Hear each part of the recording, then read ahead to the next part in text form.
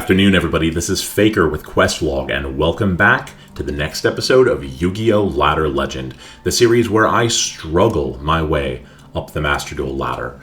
This is a pretty big episode today. As you can tell by the screen, we are making the push for Plat Tier 5. We are at Gold Tier 1, which means that by the end of this episode, we will no longer be in gold. I promise.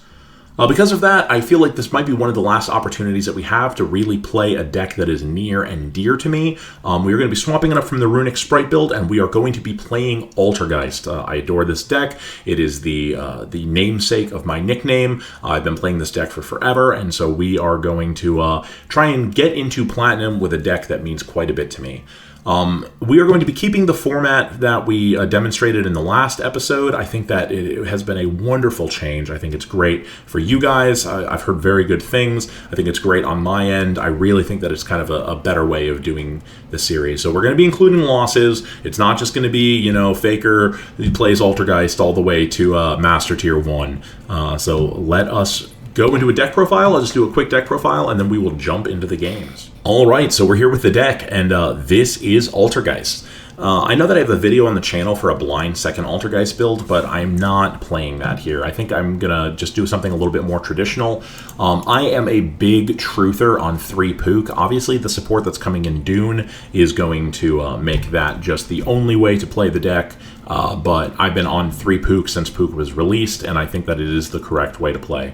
So just quick card by card, we've got 3 Meliseek, 3 Pook, 3 Maxi, 2 Silquidius, 3 Ash Blossom, 3 Multifaker, 3 Marionette, 1 Conqueree. Look, we'll be able to get rid of this guy once the new support comes out, but until we get the Trader, he stays in the deck. 3 Extravagance, 2 Called by the Grave, 1 Manifestation. I don't play 2. I know some of you do. I don't. 3 Impermanence, 3 Solemn Judgment, 2 Solemn Strike. We are very greedy.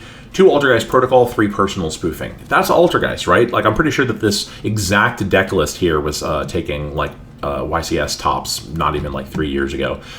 For the extra deck, it's just an extra board. We've got 3 Link 1s that we can go into, 3 Hexia, we've got an IP Masquerena, Nightmare Unicorn, and an Access Code Talker. I cannot wait to replace these with Adminia. Oh my goodness, they're just in here. Adminia is going to be fantastic. We've got 3 Prime Banshee, 3 Memory Gant. I will be more than capable of explaining this deck as we play. I've been playing this for forever, and I am just super excited to jump in and get these duels going. Let's get to the duels. All right, everybody, let's jump into the first duel of this momentous episode of Ladder Legend, getting us out of gold for the first time in months. It's been forever since we've been playing this well. So as you can see, we're going first, and we open double Extrav. Ash, Faker, Maxi. Not great. We're going to lead with the Extrav because we have to. We open a trap, we open a Called By. We're getting our wheels moving. I'm completely okay with that. We'll pass on over to our opponent, who's going to normal summon Fallen of Albaz. We will chain the Protocol, and then chain Faker to special summon a Meliseek from deck. He will go Dogmatica Matrix, which I will chain with an Ash Blossom. He will Called By the Ash, and I will go, okay, well, it looks like we're not stopping this train. I am going to chain Maxi. 87% win rate on Maxi, by the way. Crazy. Ban this card. Konami, please. This ridiculous chain will resolve backwards. At least we're getting a couple of draws. Ash is negated. He's going to add the Albazoa. This card is crazy. Can you believe this is just like a common? And he adds the Fleur-de-Lis. He will go Dogmatic Calamity, attributing a Quintet Magician in order to go into the Albazoa. Very intimidating board. We'll draw a Marionette off of that. He'll pitch an Arclight, activating the effect, which we will chain the Called By. And I am not going to lie to you, that probably saved the game. This might have spiraled out of control very quickly if he had been able to resolve that Arclight. So with the Arclight negated, he will simply move to battle. He will run over our Multifaker and run over our Meliseek. We'll declare the effect of Meliseek to search a Pookery. Now we can start getting some plays in action. He's going to force me to banish a good chunk of my extra deck. Well, send it to grave, rather. But unfortunately, we can't bring any of it back. We're going to normal summon the Marionette, set a manifestation here. We will go effect of Marionette targeting Meliseek. We will special the Meliseek, move to battle, swinging directly. We'll then declare the effect of Meliseek to send the Albazoa to grave. In main phase 2, we are going to make a Hexia using Pookery from hand. And Hextia is going to be summoned. We'll go Meliseek Chainlink 1, Pukari Chainlink 2. This is the bread and butter of the Altergeist strategy. Listen, man, hey, you can catch me chaining Meliseek Chainlink 1, Pukari Chainlink 2 every single game. So we'll end on a Manifestation and a Multi-Faker in hand. We'll be able to get some cards off.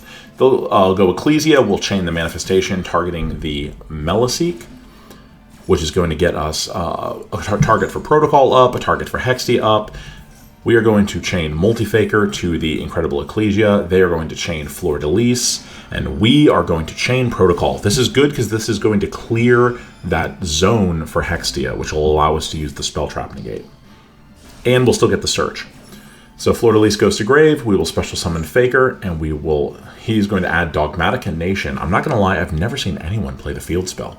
I don't know if that's just something that like the ritual, like specific version of the deck does, but I honestly couldn't tell you.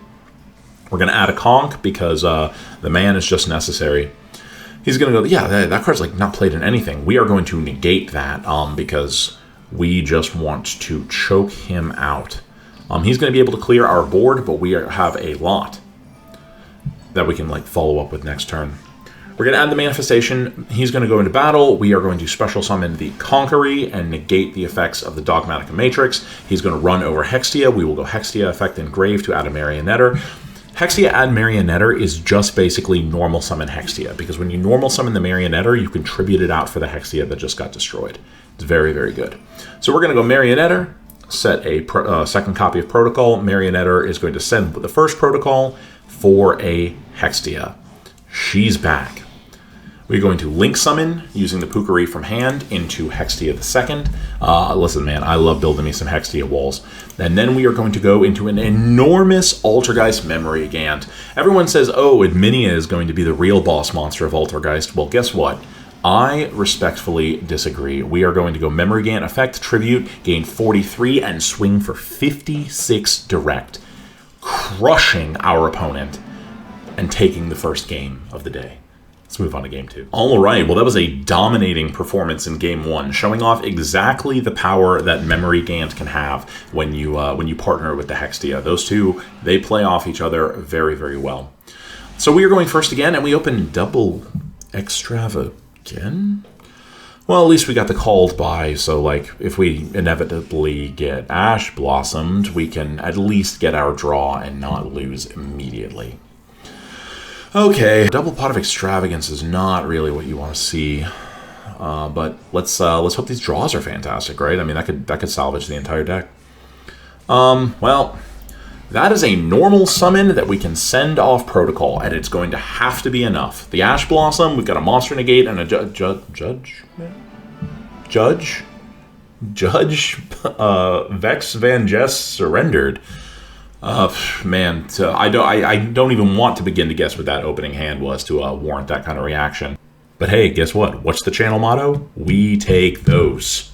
Let's get on to game 3. All right, so this is going to be game 3. We are 2 wins in a row, just plowing through Gold 1, hoping to get to Platinum with our pet deck, our best deck. Double pot of Extravagance. Again, this is 3 games in a row where we open the double pot of. I don't even know what the math on that is.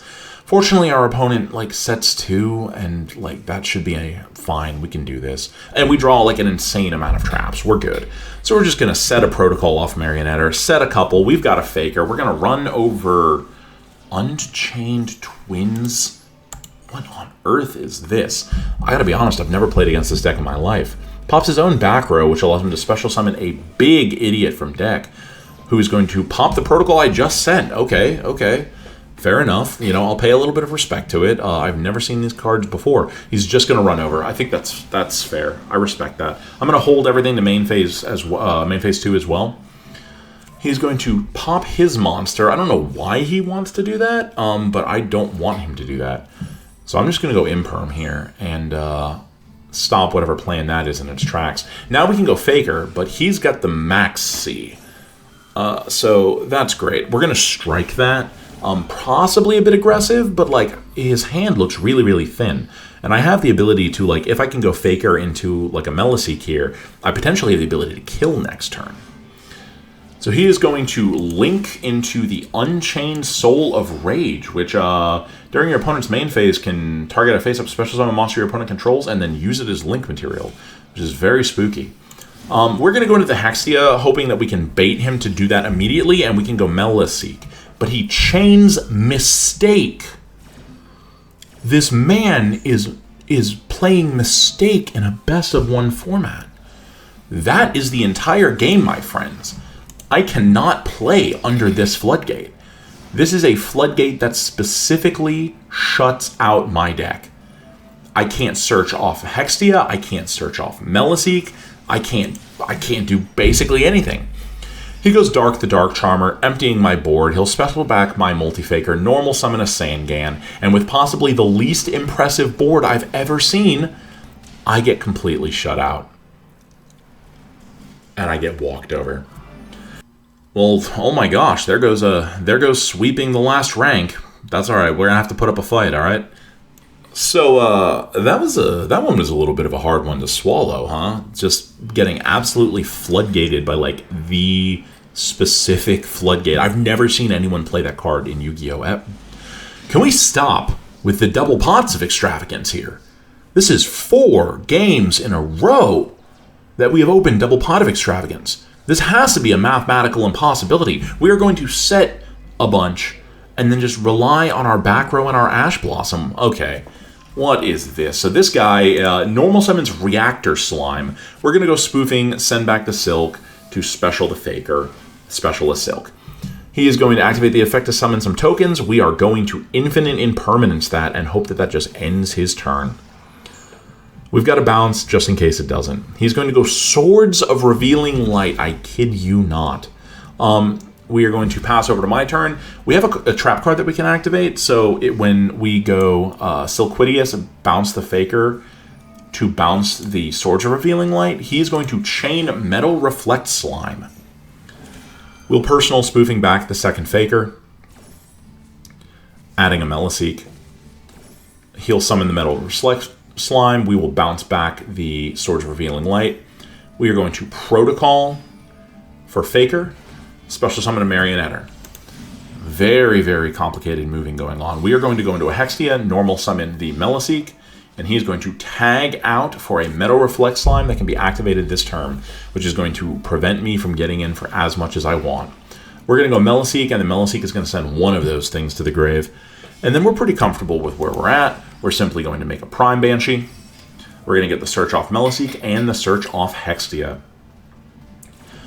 Like, you can see why this is a deck that would just lose to, like, Mistake, right? If I can't get my advantage, I can't get my advantage. We're going to go Marionetter, tag back out for the Hextia. And we've got a Conqueror in hand. We will simply make a gigantic Memory Gant. Absolutely huge. We'll add back the Faker, and then Pukari is going to get added back to hand as well. So we end our turn with 2 traps on the field, 5 cards in the hand, and an enormous body on field. He has a Metal Reflect Slime. What on earth could this guy possibly do? He goes Ancient Chant. We are just going to shotgun that Ash Blossom. Add the Winged Dragon of Ra from deck or graveyard to hand, and then Tribute Summon? I don't think so. We are just going to cut that. And then he makes an Egyptian God Slime, normal summons Sangan, and equips with United We Stand, Swords of Revealing Light. You can't make it up. We're going to special summon the Conqueror, activate its effect, negating. We probably should have gone for the Swords of Revealing Light here because we could probably have ended the game immediately with Memory Gant, but that is not what we did. We're going to go spoofing, sending Pook back to get a Marionetter, just to like increase our board presence. Normal the Marionetter. Set a copy of Manifestation, activate the effect of Marionetter to get a Meliseek, which will be in defense position, and we will pass. Moving to our opponent's turn. He's going to attack. We'll tribute the Hextia so that we can get huge. Just we don't want to waste those attack points. We'll add a Pukari. He's going to swing over the Conch and pass back to us. We've got these absolute titans on the field, and unfortunately, there isn't a ton that we can do. Because we activated a trap card, we're going to go Multi-Faker, special summon a Marionetter, and now it is our turn. We'll add the Infinite Impermanence. We'll go Marionetter to tribute for a Hextia. The girl herself is on the field. We are going to link 3 into, yes, I know, it's in the deck, Nightmare Unicorn. Why is it in the deck? We need to get rid of this Swords Revealing Light. We'll pitch that Pot of Extravagance, and we are just going to chain Meliseek and Hextia, getting our massive searches, searching a Faker, searching a Silquidius, because at this point I figured it just does not matter. We move to battle, we go Memory Gant effect, Tribute 1 to get even huger, and unfortunately, the thing is still around. We'll go Prime Banshee, add the Manifestation so we can bring back a Hextia. Move to defense position, we're going to make a Link 3, my apologies, Link 2, we'll make it another Hextia, and we will pass on an absolutely enormous board. He goes Copycat, attempting to get even huger. We will simply strike that and hope that that ends the game. Don't need him getting up to 93. He's going to move to defense position, hoping that I cannot out it because it cannot be destroyed by battle. And at this point, he is very, very scummy, hoping to resort to deck out, which is very lame, but we've got the impermanence. We'll go Faker, special, Faker effect, make a Meliseek. We'll move to battle, run over, go... He'll go Sangan effect, I'll go Memory Gant effect. We're going to get huge. That's for BMing, my dude. Putting something in defense position and just hoping to draw your opponent out is very lame. And for that, you get 13,600 damage to the face by an Altergeist Memory Gant. Who says Altergeist needs a new boss monster? And here we are, friends. With just a slight hiccup along the way, we have managed to cruise our way to our rank up game to get into Platinum Tier 5. Get out of gold. We go first, we draw Judgment Protocol with a Meliseek. Normally I would like to go Marionetter here, but we are going to summon the Meliseek because we can tribute it off of the Protocol. Oh, it's Tiarlament. Well, this wouldn't be a rank up match if we didn't have to play against Tiarlament. We are going to simply Protocol the Merly.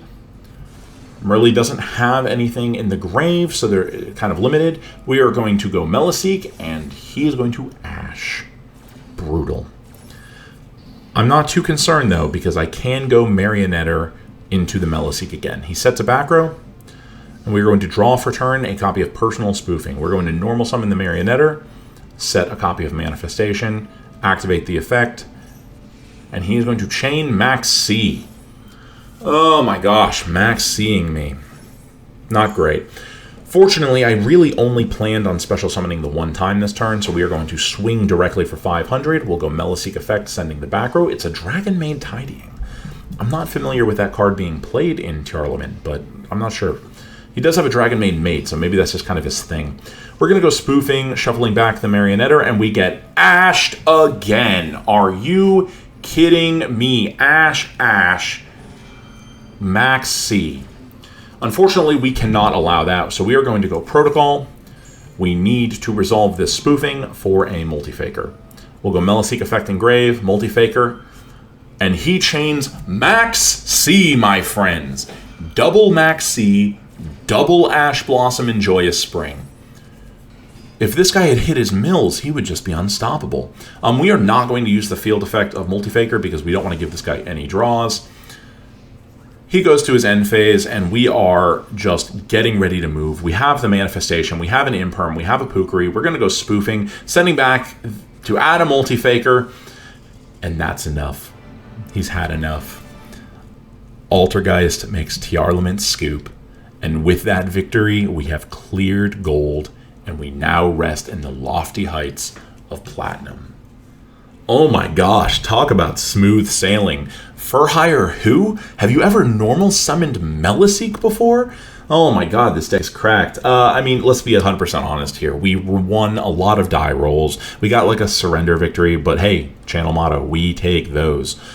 All in all, I think that those were 5 fantastic games. Even the game against the Unchained player, like, had it not been for mistake, I feel like we could have like squeaked away with that. And it would have been a cool game too if he hadn't just like completely shut me out from playing. We'll go into the match history real quick, just kind of show off those last 5 games. These are all the ones that you just saw, so we are completely legitimate, sitting at Plat Tier 5. I have every intention of continuing. I don't think we're going to play Geist just because I don't think the deck can cut it against like the higher tier meta decks. We didn't play a ton of that, but that was fantastic. That was a blast. I'm loving this new format. I hope that you guys are too.